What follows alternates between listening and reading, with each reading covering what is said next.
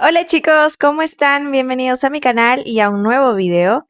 En el tutorial de hoy les voy a enseñar súper rápido cómo desvincular su WhatsApp de otros dispositivos desde su celular. Así que sin más, empecemos. Bien, lo primero que vamos a hacer es ingresar a su WhatsApp y vamos a hacer clic en la opción donde figura nuestra foto de perfil y dice tú. Nos van a aparecer estas opciones y vamos a hacer clic en dispositivos vinculados.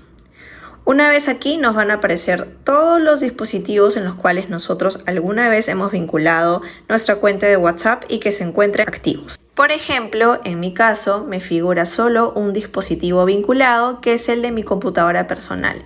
Si hago clic, me va a salir inclusive más información sobre la actividad, es decir, la última hora en la que accedí a mi WhatsApp web desde mi computadora, la plataforma en la cual se vinculó, que es Google Chrome, e inclusive la ubicación vinculada, que es en este caso Lima. Entonces, si queremos cerrar la sesión, sencillo, solo hacemos clic en este botón, volvemos a seleccionar cerrar sesión y a partir de este momento, automáticamente en tu laptop, si ingresas ya no vas a poder tener acceso a tu WhatsApp web. Hacemos la prueba para verificar. Voy a entrar a mi WhatsApp web, en el cual yo tenía vinculado, pero ya cerré sesión y ya no debería poder acceder a mi cuenta de WhatsApp.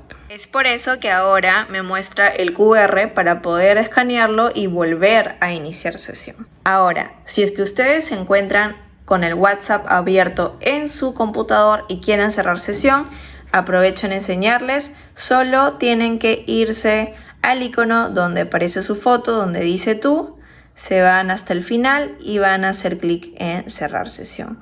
Una vez que ustedes cierren sesión, en su celular les va a aparecer automáticamente, les muestro, en la parte de dispositivos vinculados que no figura ningún dispositivo o computador. Y bueno, eso fue todo chicos, espero les haya servido este tutorial. No se olviden de suscribirse a mi canal para seguir recibiendo más tips como este. Nos vemos en el siguiente video. ¡Chao!